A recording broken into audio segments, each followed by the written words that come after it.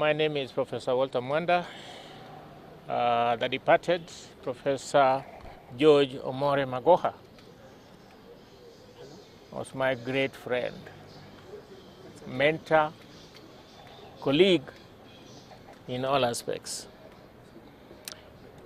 At around 3 o'clock today, I got a phone call from the wife that she needed me urgently. I was in a clinic at the Kenyatta National Hospital. I was seeing a patient, and I called a colleague to take over.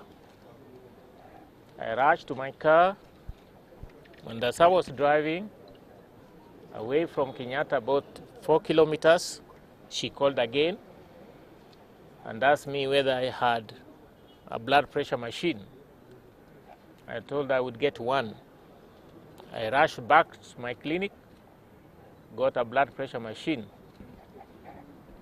As I was about 4 kilometers to the home, she SMS and asked me whether I could get an ambulance. And I was too close to home, their home. There was a traffic jam. They drove right to the home. At the gate, I met some attendants who rushed me in. I met the son at the door who rushed me straight to where he was. He was seated actually. He greeted me and said, "Oh, you have come." Then I said to take the blood pressure. It was not recording. At that time, he slipped off from his sitting position, and we carried him to the car. He went into a car, and the wife and my driver, we followed. They were ahead of us about 200 meters. They reached about 10 minutes earlier than us. From the information, he had what we call a collapse. He was resuscitated back by the son, who is a medical doctor. And then 100 meters to the casualty of the Nairobi hospital, he collapsed again, was rushed to casualty. There was resuscitation, which took quite a bit of time, but they were not able to revive him. That was a short message. What I know is that I must say he was waiting for me, because he had told me some things about his life and his final days. And that has been fulfilled, and I shall continue doing so. Maybe how would you eulogize? A lot of Kenyans are sending tributes, including Don's former VCs. They're eulogizing the late professor as a hero in this nation.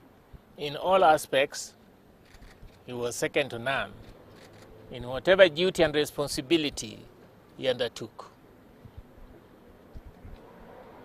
He did his work diligently. He dedicated himself. He gave himself to whatever responsibility he was given. And as I said, we are pure mentoring, and people tend to think we do things the same way, although I'm not a public figure. But in private, we were the same in many ways, in many decisions. He never took a second position in anything. He would take a first position in whatever way. And there was no opposite of the right the correct, the ideal. As a human being, of course, he had his other side. But that is interpretative. The only thing I can say, he was second to none in whatever responsibility he took and he was given. He was very respectful to the authorities. I remember his great days at the Senate of the University of Nairobi. He had such gifts, understanding of literally every situation, control of every situation. And I don't remember any single day that he never gave the correct position. And anybody defying that would finally realize that that was the correct position. There was something you asked me? Yes, yes. Yes, please. Have you been able to establish Okay, these okay. days? How was today, the routine of the day? And I missed it because of the passing vehicles. In total, how many times did he collapse? In total, how was his day like? And then the number of times he collapsed and maybe now the I think four times. He had a premonition and told his wife, I suppose, but he will get it from her, that his time had come and he was happy, everything was done. He then asked the wife to call the son and also the daughter-in-law. The rest you will get from the wife. And then at that time, he also said he wanted to see me. And the wife did the same. Called the son, called the daughter-in-law, and called me in that series. He was at home. You may know that he was making arrangements for the burial of his brother, whose body I think must have arrived today also from US. So over the last 6 weeks we have been communicating, but he's been extremely busy. I must say for the first time he didn't reply to my call on Saturday. But then later on I called him using another number and we discussed the way forward with regards to arrangement of his brother's death. Did you have a history of medical condition? Well, had he said yes, most certainly, yes. Thank you. Thank you so much. Thank you.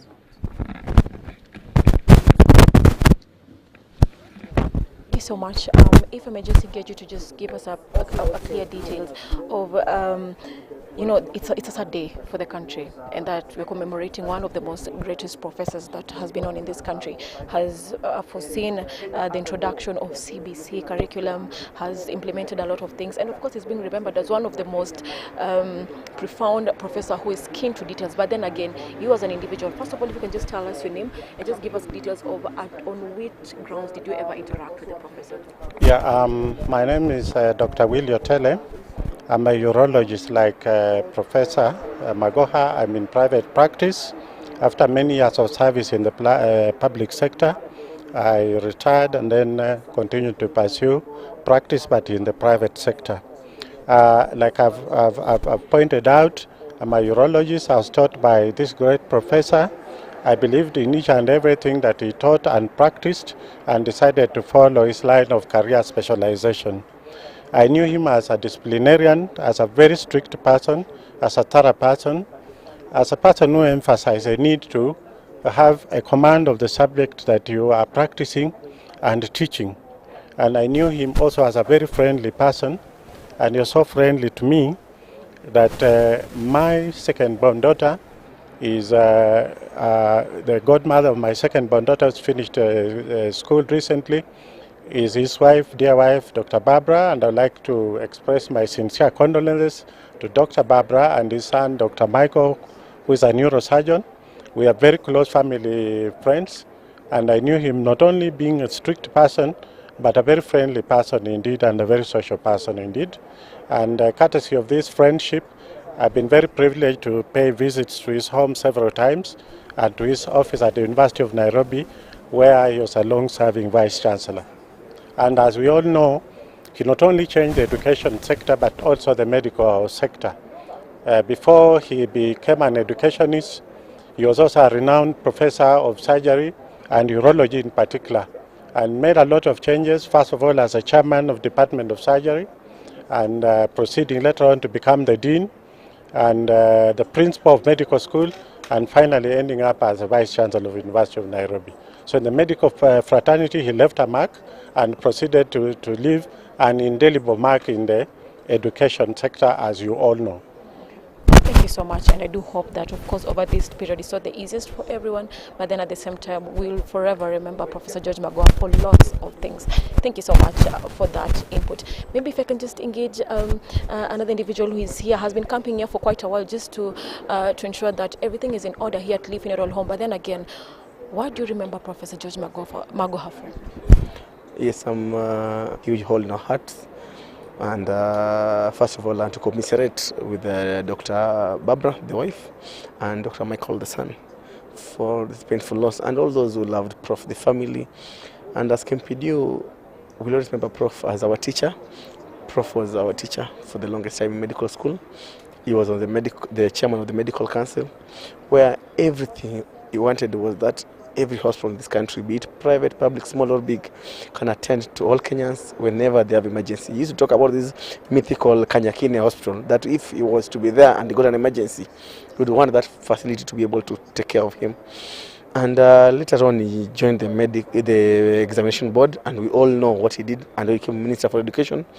That's for Kenyans to decide, but all I know is that as an old boy of Starehe, where Prof was taught service, Prof offered himself wholesomely to this nation. Prof gave his all. He didn't have anything left. And as he was dying, he's reportedly said that he has done his bit. And I'm sure he has won the race. And I hope that as doctors, as public servants, you can learn from the life that Prof lived, a life of service, that in anything you do it to your best, so that when you are gone, people can say good things. You know, as we all know, that Prof has left this stage on a high. There's nothing negative people can think about Prof. When the election ended, Prof was still inspecting schools, doing his bit, he didn't mind. And when the new cabinet came, Prof went back to doing what he loved best, teaching. And as doctors, we thank him for the knowledge he imparted, and for the other medical students who might never get to know who this man is, I hope that they'll be able to read and know the kind of person that we have lost. The nation is at loss, and I hope that one day, when the history of this nation being written, we'll spare a significant part on Prof just to teach us how to love our country and how to serve our people. Thank you. Thank you so much for that update. Well, of course, those are just among the few people who have just been here camping just to ensure that everything is in detail. But then again, of course, you're expecting much later to get even further updates from the family and friends who will be giving us on what are some of the next plans that will be happening for the next few days. Back to you in studio.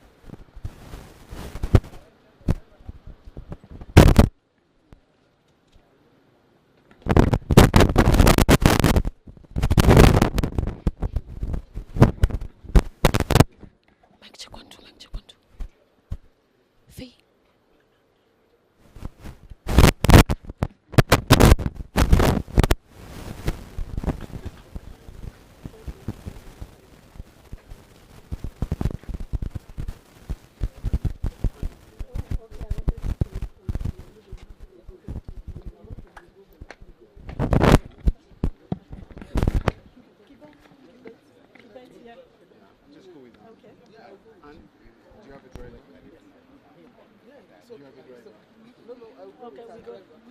You come with the car. No, I go with her. Okay, fine. Go with her. Okay.